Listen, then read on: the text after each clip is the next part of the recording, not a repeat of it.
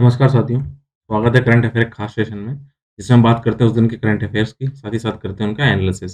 जिससे क्या होगा आपके न केवल करंट अफेयर को कंप्लीट कर लिया जाए, बल्कि कहीं न कहीं क्या हो, करंट अफेयर के साथ-साथ क्या होगा आपके उसके डिटेल में जो एनालिसिस है वो कंप्लीट होने से फ़ायदा ये होगी, आपको करंट अफेयर के साथ-साथ उसके बैकग्राउंड क्यों करंट अफेयर बना हुआ है, उसके बारे में जानकारी मिल जाएगी। तो आज के करंट अफेयर को शुरू करने से पहले कुछ एक आपका जो बेसिक डिवीज़न उसको देख लेते हैं, क्योंकि कहीं न कहीं वो क्या है परीक्षा की दृष्टि से आपके लिए उपयोगी है।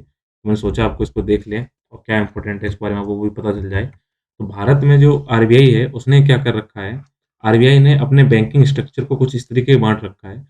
कुछ बैंकों को वो अनुसूचित बैंक मानती है और कुछ को नॉन अनुसूचित यानी कि अनुसूचित बैंक नहीं मानती है। शेड्यूल्ड बैंक मानती है, कुछ को नॉन शेड्यूल्ड बैंक मानती है। तो शेड्यूल्ड बैंक अनुसूचित 2 के अंतर्गत है, उसमें कुछ चीज़ों को लिया गया है, तो आपको बता दें। शेड्यूल्ड बैंक को जब आगे डिवीज़न करते हैं, तो ऐसे बैंक हैं जो वाणिज्यिक हैं, उनको डाला जाता है और कोऑपरेटिव बैंक डाला जाता है, ठीक है? तो कमर्शियल बैंक होती हैं और कोऑपरेटिव बैंक होती हैं। कोऑपरेटिव बैंक के अंतर्गत कुछ बैंक जो अर्बन क्षेत्र में तो अर्बन कोऑपरेटिव बैंक हैं और कुछ जो स्टेट के अंदर वो स्टेट कोऑपरेटिव बैंक हैं, ये 2 टाइप की बैंक होती हैं। शेड्यूल्ड कमर्शियल बैंक के अंतर्गत देखें तो पब्लिक बैंक होती हैं, प्राइवेट बैंक होती हैं, फॉरेन बैंक होती हैं और रीजनल रूरल बैंक होती हैं। पब्लिक बैंक के अंदर डिवीज़न देखा जाए तो नेशनल होती हैं और जो एसबीआई, एलआईसी जो नेशनल बैंक नहीं, वो उसके अंतर्गत आती हैं। प्राइवेट सेक्टर के अंतर्गत या फिर पुरानी सेक्टर की बैंक होती हैं, नई सेक्टर की बैंक होती हैं। तो कुछ इस तरीके से जो आरबीआई ने अपनी बैंकों को बाँट रखा है, आज ये चर्चा में बना हुआ है, इसका अब आगे समझ जाएँगे। तो आइए देखते हैं आज के कौन से करंट अफेयर हैं, जिनको हम क्या करेंगे आज पढ़ाई करेंगे और देखेंगे कि क्या इनमें ख़ास है। तो सबसे पहले आपको पता होना चाहिए सेक्सुअल हरासमेंट का केस आया हुआ है, महिलाओं के खासकर मुस्लिम महिला तबका को इसमें टारगेट किया गया है। उसके बारे में टॉपिक बनना है, तो है क्या? कि गीत हब एक ऐप है जिसने दुनिया का सबसे बड़ा open source developer community platform है, जहाँ पर यूज़र क्या करते हैं, अपने जो प्रोजेक्ट हैं और अपने कोड हैं, वो दूसरों को देखने, उनको एडिट करने और ट्वीट करने के लिए अपलोड कर सकते हैं और इसी को लेकर यहाँ पे क्या हुआ है, एक इन्होंने जो कुछ लैंगिक जो इसमें कुछ आरोप लगे हैं मुस्लिम महिलाओं के ऊपर, उसके बारे में आज देखेंगे आखिर गीत हब ऐप के द्वारा हुआ क्या है। सुप्रीम कोर्ट में एक आवेदन दायर किया गया है जिसमें तमिलनाडु सरकार को एक नया बांध बनाने के साथ-साथ जो वैगई बांध है, उसके भंडारण क्षमता को बढ़ाने या एक एक इसका ऑप्शनल बांध के निर्माण तक मुल्ला पेरियार बांध को मजबूत करने के लिए कुछ कदम उठाने के लिए दिशा निर्देश करने की बात की गई है। तो मुल्ला पेरियार बांध के बारे में देखेंगे, क्यों इसको चर्चा में आया है, इसके बारे में आज देखेंगे। उपभोक्ता संरक्षण अधिनियम 2019 के प्रावधानों के तहत अपनी शक्तियों का प्रयोग करते हुए अब केंद्र सरकार ने उपभोक्ता संरक्षण, जिसके अंतर्गत जिला आयोग, राज्य आयोग और राष्ट्रीय आयोग के क्षेत्राधिकार शामिल होते हैं। इसके नियमन को 2021 अर्थात उपभोक्ता संरक्षण नियमन 2021 को अधिसूचित कर दिया है। इन नए नियमों की बात की जाए तो इसमें उपभोक्ता की शिकायतों के लिए मनोरंजन के आर्थिक क्षेत्राधिकार को भी इसमें क्या किया है, संशोधित किया गया है। भारतीय रिज़र्व बैंक ने भारतीय बैंक अधिनियम 1934 की दूसरी अनुसूची में एयरटेल पेमेंट बैंक लिमिटेड को शामिल करने की घोषणा की है। तब अगर आपसे क्वेश्चन आता है कि अनुसूचित बैंक कौन-सी होती हैं? अनुसूचित बैंकें वो होती हैं जो आरबीआई के भारतीय रिज़र्व बैंक अधिनियम 1934 की दूसरी अनुसूची में शामिल हों और उसमें एयरटेल पेमेंट बैंक को शामिल कर लिया गया है, तो आज इसके बारे में बात करेंगे। इसके अलावा केंद्र सरकार ने राज्यों से मल्टी एजेंसी सेंटर, जिसको मैक बोला गया है, मल्टी एजेंसी सेंटर, उसके माध्यम से अधिक खुफिया जानकारी साझा करने के लिए कहा है कि राज्य उनसे मैक पे अपनी खुफिया जानकारी साझा करें। आंध्र प्रदेश ने अभी हाल में ये पाया है कि मड क्रैब रियो वायरस के द्वारा क्या हुआ, जंगली केकड़े जिसको स्काइला सेरोटा बोला जा रहा है, उसकी सामूहिक मृत्यु हो रही है। तो जो रियो वायरस है आज इसके बारे में बात करेंगे और केंद्रीय शिक्षा मंत्री ने प्रौद्योगिकी के लिए शैक्षणिक राष्ट्रीय शैक्षणिक गठबंधन अर्थात national education alliance for technology 3.0 launch किया है, तो इसके बारे में बात करेंगे। नीट के बारे में, तो नीट 3.0 क्या है? ये प्रौद्योगिकी के लिए राष्ट्रीय शैक्षणिक संगठन है, इस बात को ध्यान रखिएगा। तो आइए शुरू करते हैं अब इनका एनालिसिस बारी-बारी से। तो एनालिसिस शुरू करने से पहले यदि आप इस चैनल पे नए हैं तो इसको सब्सक्राइब कर लीजिएगा, क्योंकि ये न केवल यूपीएससी सिलेबस कवर करता है बल्कि जितने भी स्टेट के पीसीएस एग्ज़ाम हैं, उन सबको कवर करने के साथ-साथ आपके SSC, banking, railway, NTPC exam या फिर टीचिंग के एग्ज़ाम होते हैं और साथ ही साथ आपके जितने भी फोर्सेस एग्ज़ाम है, चाहे वो आर्मी हो, नेवी हो, एयर फोर्स हो, इन सबको कवर करता है बाय और उनको समझाने की कोशिश करता है जिसकी आपको डिटेल में समझ बन सके। सबसे पहले देखते हैं यूपीएससी से लिंक जीएस पेपर 1 से लिंक टॉपिक के बारे में और देखते हैं कि ऑनलाइन यौन उत्पीड़न जाँच के केंद्र में गीत हब जो आया हुआ है, जो ऐप, उसके बारे में देखेंगे। ये आपका टॉपिक महिलाओं से संबंधित मुद्दों से है। तो अगर इसमें देखा क्या गया है, हालिया हुआ क्या है कि भारत में मुस्लिम महिलाओं का यौन उत्पीड़न करने वाले आपत्तिजनक नामों का उपयोग किया गया है और इस ऐप का नाम दिया गया है बुल्ली बाई। तो ध्यान रखिएगा, बुल्ली बाई काफ़ी चर्चा में है पिछले 2-3 दिन से। इसको बनाने और साझा करने के लिए इस्तेमाल किए जाने के बाद चर्चा में आ गया है। गीत ऐप ने उन सोशल मीडिया हैंडल से चुराई गई महिलाओं की तस्वीरों का इस्तेमाल किया है, जिसको यूज़र्स ने उनके लिए बोली लगाने के लिए आमंत्रित किया गया है कि उनकी क्या-क्या सोशल मीडिया से उनकी क्या की है, तस्वीर चुराई, यहाँ पे लगाई, फिर उसकी बोली लगाई कि आप क्या करिए, इनको खरीदिएगा। इसलिए क्या हुआ इनका कहीं न कहीं यौन उत्पीड़न हुआ है। तो इसमें देखें इसमें मामले की जाँच की जा रही है, तो गीत हब ने यूज़र्स के अब क्या किया उसको बंद कर अवरुद्ध कर दिया है, उसको रोक दिया है। साथ ही साथ साइबर सुरक्षा घटनाओं की निगरानी करने के लिए जो सर्ट-इन है अर्थात ने Indian computer emergency response team है, उसकी जाँच के लिए एक उच्च स्तरीय समिति बनाने के लिए कहा भी है, जिससे महिलाओं को निशाना बनाया गया है। उनमें से कुछ की शिकायतें दिल्ली और मुंबई जैसे क्षेत्र में दायर उन पे एफआईआर दर्ज कर दी गई है। उनको देखकर सर्टेन क्या हो गया है, अपने काम में आ गया है। इस तरह की घटनाएँ जून 2021 में पहली बार हुई थीं और इस तरह के नाम वाला एक और ऐप जिसे गीत हब पर भी होस्ट किया गया था, उसमें क्या किया गया था मुस्लिम महिलाओं को शामिल लगातार परेशान किया जा रहा था। इसके अलावा दिल्ली, नोएडा की पुलिस में क्या एफआईआर दर्ज की गई थी, लेकिन जाँच आगे नहीं बढ़ी थी। तब दिल्ली पुलिस का ये कहना था गीत हब जो ऐप है उसने सहयोग नहीं किया था, लेकिन जब बार-बार दोबारा से टारगेट किया गया मुस्लिम महिलाओं का, इनको यौन उत्पीड़न हो रहा है, तो अब इसकी जाँच की जा रही है। इस समस्या की चिंता इसलिए की जा रही है क्योंकि राष्ट्रीय महिला आयोग ने सूचित किया है कि 2021 के पहले 8 महीने में महिलाओं के खिलाफ अपराधों की शिकायतों में पिछले वर्ष की तुलना में 46% क्या हुई है, 1 साल के अंदर इज़ाफ़ा हो गया है इनकी शिकायतों के बारे में, तो कहीं न कहीं हमें इस जाँच को सीरियस लेना चाहिए। आपको देखें महिलाओं के लिए क्या सुरक्षा उपाय किए गए हैं, तो कुछ हमें मौलिक अधिकार दिए गए हैं। ये मौलिक अधिकार महिलाओं के लिए नहीं बल्कि सभी के लिए हैं। ये भारतीयों को समानता का अधिकार जो कि आर्टिकल 14 है। इसमें लिंग के आधार पर राज्य कोई भेदभाव नहीं करेगा, ये आर्टिकल 15.15 का पहला है और महिलाओं के पक्ष में राज्यों द्वारा किए जाने वाले विशेष प्रावधान 15.3 है, इसकी गारंटी देते हैं कि महिलाओं का सम्मान सुरक्षा दी जाएगी। अगर मौलिक कर्तव्यों की बात की जाए तो अनुच्छेद जो 51 ए है डीपीएसपी का, सॉरी इसमें मौलिक कर्तव्यों के अंदर इसके तहत महिलाओं की गरिमा और उनके अपमानजनक प्रथाओं को प्रतिबंध करने की बात कही गई है। अगर हम देखें कॉन्स्टिट्यूशन ढांचे की बात की जाए तो उसमें क्या की गई है, तो आईपीसी की धारा है जो भारतीय दंड संहिता की धारा अश्लील, मान-हानिकारक भाषण का अपराधीकरण करती है। साथ ही साथ ये अगर महिलाओं को कोई अगर दिक्कत होती है, उनका अपमान होता है, वो निजता का दखल मानती है, उन पे कार्रवाई करती है। 2000 का सूचना प्रौद्योगिकी अधिनियम अश्लील भाषण को दंडित करने की बात करता है। इसके अलावा महिलाओं पर अश्लील प्रतिनिधित्व निषेध अधिनियम महिलाओं के अश्लील प्रतिनिधित्व वाली किसी भी मुद्रित सामग्री के प्रकाशन को रोकता है कि उसमें कोई आप क्या करिए, ऐसे कोई ऐड ना करिए जिसमें अश्लीलता परोसी जा रही है। इसके अलावा यौन अपराधों से बच्चों का संरक्षण अधिनियम एक बच्चे के यौन उत्पीड़न के साथ-साथ अश्लील उद्देश्यों के लिए बच्चों के उपयोग को भी रोकता है। आपको बता दें, कंपनियों के अंदर महिलाओं के लिए क्या किया गया है और मैं अगर सही सुन के उनकी वो अपनी शिकायतें कर पाएँ, इसलिए सी वॉक्स लॉन्च किया गया है। इसको महिला एवं बाल विकास मंत्रालय ने यौन उत्पीड़न इलेक्ट्रॉनिक बॉक्स इसमें बात की है, सेक्सुअल हैरेसमेंट इलेक्ट्रॉनिक बॉक्सेस की बात है। इसमें बात की है तो महिलाएँ चाहे संगठित क्षेत्र में काम कर रही हों या असंगठित क्षेत्र में काम कर रही हों, अगर उनकी यौन उत्पीड़न की शिकायतें हैं, तो इसमें रजिस्टर करा सकती हैं, इसमें सी में सेक्सुअल हैरेसमेंट इलेक्ट्रॉनिक जो बॉक्स है उसके अंदर करा सकती हैं। इसमें पोर्टल का सहारा लेके वहाँ पे जाइए, अपने कमांड वहाँ पे लिखिए और आपकी कार्रवाई की जाएगी। साथ ही साथ अगर देखा जाए तो राष्ट्रीय साइबर अपराध रिकॉर्ड पोर्टल को भी इलेक्ट्रॉनिक सामग्री की निगरानी करने के लिए पॉक्सो के अंतर्गत इसको लाया गया है। साथ ही साथ बाल यौन शोषण सामग्री के लिए वेबसाइटों और जितने मध्यस्थ हैं, उनको ब्लॉक करने के लिए, उनको प्रतिबंधित करने के लिए सरकार लगातार सशक्त है। इस बात को ध्यान रखिएगा और इस तरीके से साइबर अपराध को, बुलिंग को दूर करने की कोशिश की जा रही है, जो महिलाओं से संबंधित मुद्दे हैं। आइए देखते हैं जीएस पेपर 2 से लिंक कौन-कौन से टॉपिक हैं, बात करेंगे।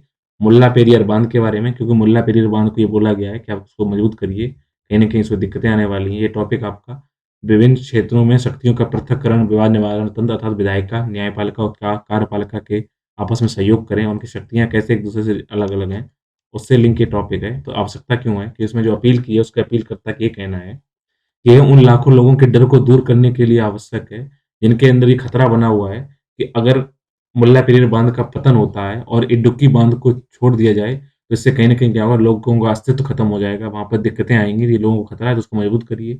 इसके अलावा इडुक्की, त्रिशूर, एर्नाकुलम, कोट्टायम, अल्लापुझा के 5 जिलों में 35 से 40 लाख लोग रह रहे हैं। उनको ये डर है कि कोशीन शहर का सफाया हो सकता है, अगर मुल्ला पेरियार बांध में कुछ टूट-फूट हुई तो। तो कुछ बांध इस तरीके का है, यहाँ पर रिजर्वायर बनाया गया है, अगर यहाँ पे ये मजबूत नहीं बना, अगर टूट गया तो नीचे वाले लोग क्या होंगे, बाढ़ की वजह से क्या होंगे, वो प्रभावित होंगे। वर्तमान मुद्दा क्या है, आपको बताना चाहिए मुल्ला पेरियार बांध केरल और तमिलनाडु के बीच में चर्चा बना हुआ है तो दोनों लोगों को एक बात कहने, ये लोग संरचना के मामले में एक-दूसरे के आमने-सामने हैं। केरल की बात कहना है कि एक नया बाँध बनाया जाना चाहिए, जबकि तमिलनाडु कह रहा है कि नई संरचना बनाने की ज़रूरत है नहीं, क्योंकि इसमें दिक्कतें, केरल का ये बोल रहा है कि इसमें जो बाँध है उसमें जलस्तर लगातार बढ़ रहा है, जिससे क्या होगा, ये टूट भी सकता है। लेकिन तमिलनाडु कह रहा है इसमें कोई ऐसी दिक्कत है नहीं। अगर देखें सुप्रीम कोर्ट क्या कहना है, सुप्रीम कोर्ट ये कह रहा है कि केरल में मूसलाधार बारिश के बीच में मुल्लापेरियार बांध में बनाए जा सकने वाले अधिकतम जल स्तर पर पर्यवेक्षी समिति को तत्काल और दृढ़ निश्चय लेना चाहिए। ये हो सकता है अगर ज़्यादा बारिश हो तो कहीं इसमें दिक्कतें ना आ जाएँ। मुल्लापेरियार बांध से संबंधित मुद्दों की देखरेख करने के लिए सुप्रीम कोर्ट ने 2014 में एक स्थायी पर्यवेक्षी समिति का गठन किया है, जो क्या कर रहा है, तमिलनाडु और केरल के बीच में जो लड़ाइयाँ हो रही हैं, उनको समस्या को निपटाने की कोशिश कर रहा है। अगर हम देखें जलाशय के आसपास का जलस्तर कैसा है, जहाँ पर रिजर्वायर बनाया गया है, वहाँ पर देखें कितना जल बढ़ गया है। तो केरल का ये कहना है कि जल स्तर 139 फीट के ऊपर नहीं जाना चाहिए, जैसा कि अदालत ने 24 अगस्त 2018 को अपने आदेश में दिया था। अगर ऐसा होता है तो राज्य क्या होगा, बाढ़ की चपेट में आ जाएगा। तो और कहीं न कहीं इसमें 50 लाख लोगों की जान को खतरा हो जाएगा। जबकि तमिलनाडु का ये कहना है कि 2006-14 के बीच में सुप्रीम कोर्ट के फैसले में ये बताया गया था, वहाँ पर अधिकतम 142 फीट की ऊँचाई हो सकती थी। तो इन्होंने उसका हवाला दिया 2006-14 का, और केरल दे रहा है 2018 का, इतना ऊँचाई पर मत करिए। तो देखते हैं आखिर मुल्ला पेरियार बाँध है क्या? यहाँ पर आप देखिए जो बाउंड्री दिखाई पड़ रही है आपको, ये तमिलनाडु केरल के बीच की बाउंड्री है। तो मुल्ला पेरियार बाँध कहाँ है? केरल के अंतर्गत है, ठीक है? पेरियार नदी पर। यहीं पर सरलियर हाइड्रो पावर प्रोजेक्ट है, पेरियार टाइगर रिजर्व है और इडुक्की रिजर्वायर, ये चीज़ें भी बनाई गई हैं। तो अगर बाँध की बात की जाए तो एक बाँध केरल में स्थित है, लेकिन इससे तमिलनाडु द्वारा 999 वर्षों, जिसमें पेरियार लेक लीज़ एग्रीमेंट कहा जा रहा है, इसके लिए 1886 में लीज़ इंडेंट करने के बाद संचालित किया जा रहा है। किसके द्वारा? मतलब कि मुल्ला पेरियार बाँध स्थित कहाँ पे है? केरल के अंदर। संचालित कौन कर रहा है इसको? तमिलनाडु कर रहा है, क्योंकि उसको लीज़ पे ले रखा है उसने 999 सालों के लिए। इस पे त्रावणकोर के महाराजा और पेरियार सिंचाई कार्यों के लिए भारत के राज सचिव के बीच में यहाँ पे साइन हुए थे। कब हुए थे? 1986 1886 के अंतर्गत। और 1887 और 1895 बीच में यहाँ पर बाँध ने नदी को अरब सागर के बजाय बंगाल की खाड़ी की ओर बहने के लिए डायरेक्शन चेंज कर दी थी उसकी, जिससे क्या हुआ, मद्रास प्रेसिडेंसी में मदुरई के शुष्क वर्षा क्षेत्र को पानी प्रदान किया जा सके। ये बाँध केरल के इडुक्की जिले में मुल्यार और पेरियार नदियों के संगम पे बनाया गया। कौन-कौन सी नदियाँ वहाँ पे? मुल्यार और पेरियार बाँध। इसमें तमिलनाडु का ये दावा है कि बाँध को मजबूत करने के उपाय हैं। केरल सरकार जलाशय के जल स्तर को बढ़ने के किसी प्रयास को रोक देता है। इसके परिणामस्वरूप क्या होगा? मदुरई के किसानों को नुकसान का हवाला देता है कि अगर हम इसमें मजबूती नहीं कर सकते हैं, तो कहीं न कहीं दिक्कतें आ रही हैं। केरल का लॉजिक ये है कि इडुक्की के भूकंप संभावित जिले के नीचे की ओर रहने वाले निवासियों की द्वारा तबाही की आशंकाओं को उजागर हुआ है। वैज्ञानिकों ने तर्क भी दिया है, यदि इस क्षेत्र में रिक्टर पैमाने पर 6 या उससे ऊपर तीव्रता वाला भूकंप आता है, तो 30 लाख से अधिक लोगों को खतरा हो जाएगा उनकी जान को, इस मुल्ला पेरियार बांध के चक्कर में। तो देखते हैं अब सरकारें क्या लाती हैं, क्या उसमें जल स्तर क्या बात करती हैं। बात करेंगे उपभोक्ता संरक्षण अधिनियम 2021 के बारे में। इसने उपभोक्ताओं के लिए क्या नए रूल लाए हैं, इसके बारे में बात करते हैं। हुआ क्या है, ये टॉपिक आपका सरकार की विभिन्न नीतियाँ और उनके हस्तक्षेप से क्या है, क्या सरकार लोगों के पास क्या इनमें इम्प्लीमेंटेशंस क्या दिक्कतें आती हैं, क्या मुद्दे उत्पन्न होते हैं, उससे लिंक ये टॉपिक है। अगर राष्ट्रीय उपभोक्ता दिवस की बात करें तो आपको बता दें, देश के अंदर राष्ट्रीय उपभोक्ता दिवस 24 दिसंबर को मनाया जाता है। वहीं अंतर्राष्ट्रीय स्तर पर इसको 15 मार्च को मनाया जाता है, वर्ल्ड कंज्यूमर राइट डे के हिसाब से, ठीक है? ये ध्यान रखिएगा। तो जो उपभोक्ता संरक्षण के लिए नए नियम आए हैं 2021 के, इसमें क्या हुआ है, खाद्य और सार्वजनिक वितरण जिला आयोग के पास उन शिकायतों पर विचार करने का अधिकार होगा, जहाँ भुगतान की गई वस्तुएँ या सेवाएँ हैं जिनका मूल्य कितना है, 50 लाख रुपए से अधिक नहीं है। यानी अगर जिले स्तर पर आप कितना शिकायत कर सकते हैं, अगर 50 लाख तक का मामला है, तो आप जिले स्तर पे क्या कर सकते हैं, शिकायत कर सकते हैं। राज्य के पास अगर जब जाएँगे तो आपको 50 लाख से 2 करोड़ रुपए तक की शिकायतें कर सकते हैं, तो इस बात का ध्यान रखिएगा। राज्य आयोग के पास उन शिकायतों पर विचार करने का भी अधिकार होगा, जहाँ भुगतान के रूप में भुगतान की गई वस्तुओं या सेवाओं का मूल्य 50 लाख रुपए से अधिक है, वो मैंने आपको बता दिया, वही चीज़ें हैं, ठीक है?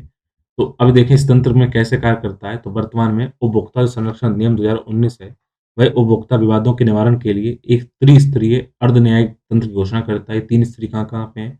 जिला स्तर पर जिला आयोग, राज्य स्तर पर राज्य आयोग और राष्ट्रीय स्तर पर राष्ट्रीय आयोग, ठीक है? इस अधिनियम में उपभोक्ता आयोग के प्रत्येक स्तर के आर्थिक क्षेत्राधिकार को भी निर्धारित किया गया है, मतलब कितने लेवल तक, 50 लाख से नीचे तक का मामला आप जिला पे, 50 से 2 करोड़ का ऊपर आप चले जाएँगे राज्य पे, और 2 करोड़ से ऊपर मामला होगा तो राष्ट्र के अंदर चले जाएँगे, और इसमें तेज़ी से आप निपटान करिए, इसमें मध्यस्थता को भी शामिल करिए और कहीं न कहीं सौहार्दपूर्ण तरीके से शिकायतों का निवारण करिए। इस बात को, इसमें बातें कही गई हैं। उपभोक्ता संरक्षण अधिनियम 2019 में ये बात कही गई है कि हर शिकायत का यथासंभव शीघ्र निपटारा किया जाना चाहिए। ये आवश्यक नहीं है कि कि जो विपरीत पक्ष है वो उसके द्वारा नोटिस प्राप्त होने की तारीख के 3 महीने की अवधि के भीतर ही शिकायतों पर निर्णय लेने का प्रयास किया जाना चाहिए। बल्कि अगर ज़रूरी हो तो आप थोड़ा टाइम और ले लीजिए। वस्तुओं का विश्लेषण करने में, उनको परीक्षण करने में आप 5 महीने के भीतर यदि इसके लिए वस्तुओं विश्लेषण और परीक्षण आवश्यक है, उसका टाइम ले सकते हैं। तो इस बात को आप ध्यान रखिएगा। एयरटेल भुगतान बैंक अब एक अनुसूचित बैंक बन गई है क्योंकि इसको आरबीआई की 1934 के अधिनियम की अनुसूची 2 में शामिल कर लिया गया है। ये टॉपिक आपका सामान्य अध्ययन जीएस पेपर 3 से लिंक टॉपिक है। ये समावेशी विकास और उससे उत्पन्न होने वाले मुद्दों से संबंधित है। अब ये बैंक को क्या फ़ायदा होगा? अब बैंक क्या करेगा? सरकार द्वारा प्रस्तावों के लिए अनुरोध और प्राथमिक नीलामी के लिए पिच कर सकता है और केंद्र और राज्यों दोनों सरकारों के बीच में क्या कर सकता है? ये व्यवसाय कर सकता है क्योंकि अब ये अनुसूचित बैंक बन गया है। अगर हम देखें अनुसूचित बैंकें कौन-सी होती हैं, तो वही बैंकें हैं जो जिसको आरबीआई ने 1934 की दूसरी अनुसूची में शामिल कर लिया है। प्रत्येक अनुसूचित बैंक अब क्या करेगी, 2 उसको मूलभूत सुविधाएँ प्राप्त हो जाती हैं अनुसूचित बैंकों को कौन-कौन सी? एक तो ये हो जाती है कि वो आरबीआई से क्या कर सकते हैं बैंक, ऋण ले अगर बैंकों के पास रुपए की कमी है तो आरबीआई से क्या करेंगे, ऋण लेने के लिए पात्र हो जाएँगे। दूसरा क्या है, यह स्वतः ही समाशोधन गृह की सदस्यता प्राप्त कर लेंगे, अपने ऑटोनॉमस अपने आप को ठीक कर पाते हैं, तो इनको ये वो भी फैसिलिटी मिल जाती है। ये आपको अभी किसने हासिल किया है? एयरटेल पेमेंट बैंक ने हासिल किया है। तो अभी आइए थोड़ा चर्चा करते हैं एयरटेल पेमेंट बैंक के बारे में। तो Airtel payment bank present time में साढ़े 11 करोड़ यानी कि 11.5 करोड़ यूज़र्स के आधार के साथ देश में सबसे तेज़ी से बढ़ते डिजिटल बैंकों में से एक है। एयरटेल थैंक्स ऐप और 5 लाख से अधिक पड़ोसी बैंकिंग बिंदुओं के खुदरा नेटवर्क के साथ ये डिजिटल समाधानों का एक सूट प्रदान करता है। सितंबर 2021 की सप्ताह तिमाही में बैंक क्या हुआ था, मुनाफ़े में आया था, तो इसको अनुसूचित बैंक में डाला गया है। तो क्योंकि ये पेमेंट बैंक है, तो अगर पेमेंट बैंक की बात करें, तो पेमेंट बैंक्स होती क्या हैं? तो वित्तीय समावेशन को बढ़ावा देने के लिए पेमेंट बैंक या फिर भुगतान बैंकों की स्थापना की गई है। ये क्या करती हैं? मामूली बचत खातों, प्रवासी श्रमिक कार्यबल को और कम आय वाले परिवारों, छोटे उद्यमियों या असंगठित क्षेत्र के लोग हैं, उनके लिए क्या करते हैं, भुगतान करने का, प्रेषण करने की सेवाएँ प्रदान करती हैं। जो पेमेंट बैंक होती हैं, ये क्या करती हैं, एक जो रिस्ट्रिक्टेड जमा है, उसको स्वीकार कर सकती हैं। अब इनको प्रति व्यक्ति 2 लाख रुपए तक है, भविष्य में बढ़ाया जा सकता है। इस टाइम में कितनी स्वीकार कर सकती हैं पेमेंट बैंक? 2 लाख रुपए तक की जमा स्वीकार कर सकती हैं। लेकिन ये बैंक ऋण या क्रेडिट कार्ड उत्पन्न नहीं दे सकती हैं। केवल हाँ, बैंक चालू खाते, बचत खाते खोलने सकती हैं, संभाल सकती हैं, करंट अकाउंट खोल सकती हैं, सेविंग अकाउंट खोल सकती हैं, लेकिन आप इनसे कहिए लोन दे दें, तो ये लोन नहीं देंगी और आप 2 लाख रुपए तक का इसमें आप अपना कार्य कर सकते हैं, ठीक है?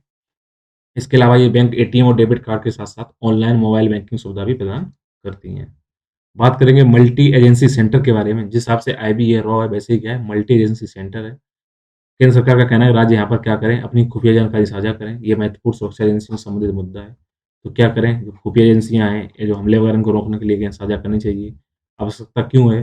क्योंकि लगातार राज्य क्या है, जो मल्टी एजेंसी सेंटर अर्थात मैक है, इस पे जानकारी साझा कर सकते हैं। साथ ही साथ इसमें क्या है, महत्वपूर्ण जानकारी को सही समय पर साझा करने के लिए इसमें कई कमियाँ भी देखी गई, लोग नहीं कार्य नहीं करते हैं। इसके अलावा सिस्टम को जिला स्तर तक जोड़ने की योजना को 1 दशक से ज़्यादा समय से चल रहा है, अभी सही से इसको सिस्टम जोड़ नहीं पाया है। तो कहीं न कहीं हमें मैक को सही से वर्क करना पड़ेगा, मल्टी एजेंसी सेंटर को।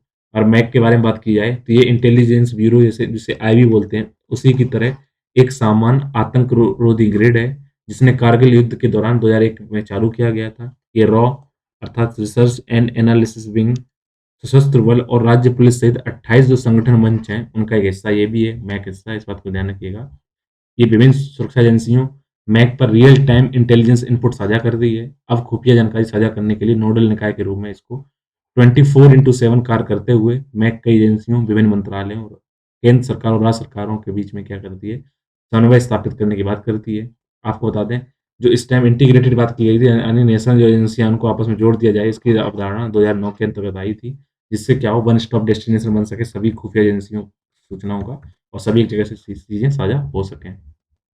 बात करेंगे रियो वायरस के बारे में। आप देखिए रियो वायरस कुछ इस तरीके से दिखता है दूर से, पास से जाएँगे इसको इस तरह दिखेगा और इसमें जो ऊपर से जो आपको ये इसमें दिखा रहे हैं निकले हुए नोट्स, वो कुछ इस तरीके से दिखते हैं।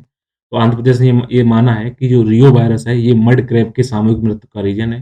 तो मड क्रैब क्या होते हैं? रियो वायरस, जिसको रियो बोरिडे परिवार से संबंधित है। ये जंगली केकड़ों की सामूहिक मृत्यु दर के लिए जिम्मेदार है। वायरस मुख्य रूप से हेप्टोपेनक्रियोस, आंत और गलफड़ों के संयोजी ऊतकों को प्रभावित करता है, जिससे क्या होता है, केकड़े मर जाते हैं। तो कुछ इस तरीके से केकड़े दिखाई पड़ते हैं। आपको बता दें, ये खाने में लोग यूज़ करते हैं। इसे स्लीपिंग डिजीज़ के नाम से भी जाना जाता है। ये मुख्य रूप से हेप्टोपेनक्रियोस, गलफड़े और आंत के संयोजी ऊतकों को प्रभावित करता है, ये मैंने आपको पहले ही बता दिया। बात करें नीट 3.0 के बारे में, अर्थात national education alliance for technology, इसको शिक्षा मंत्री ने लॉन्च कर दिया 3.0 को। ये शिक्षा मंत्रालय ने भारत भर में सरकार और शिक्षा प्रौद्योगिकी कंपनियों के बीच में पब्लिक प्राइवेट पार्टनरशिप मॉडल के रूप में इसको घोषित कर दिया है, इसको नीट को घोषित किया है। इसकी कार्यान्वयन एजेंसी एआईसीटीई के माध्यम से कार्य करेगा। ये शिक्षा क्षेत्र में सर्वोत्तम विकसित टेक्नोलॉजी समाधानों का उपयोग कर प्रदान करेगा, ताकि शिक्षार्थियों की सुविधा के लिए एक मंच पर युवाओं को लाया जा सके, उनके रोजगार स्तर को भी किया जाए, बढ़ाया जा सके। ये समाधान बेहतर सीखने के परिणामों को आला क्षेत्रों में विकसित विकास के लिए व्यक्तिगत और अनुकूलित सीखने के अनुभव के साथ-साथ आर्टिफिशियल जो इंटेलिजेंस है, एआई है, उसके उपयोग को भी बढ़ावा देती है। कहीं न कहीं क्या करेगा, ये लोगों में रोज़गार करने के लिए उनको सर्टिफ़िकेट प्रदान करेगा, वो रोज़गार मिल सके और उचित रूप से उनको सही से जानकारी और शिक्षा मिल सके। इसी के साथ आज का जितना करंट अफ़ेयर था, उनके एनालिसिस कंप्लीट होते हैं। उम्मीद है आपको इस सेशन समझ में आया होगा। अगर आपको कोई दिक्कत हो, कमेंट बॉक्स में लिखिए, उनको दूर करने की कोशिश की जाएगी। नहीं तो थोड़ा इंतज़ार करिए, मिलेंगे नए सेशन में, नए टॉपिक के साथ। तब तक आप जुड़े रहिए मेरे यूट्यूब चैनल आकांक्षा दीवान के साथ। अपना ख्याल रखिए और अपनी पढ़ाई को करते रहिए। Thank you.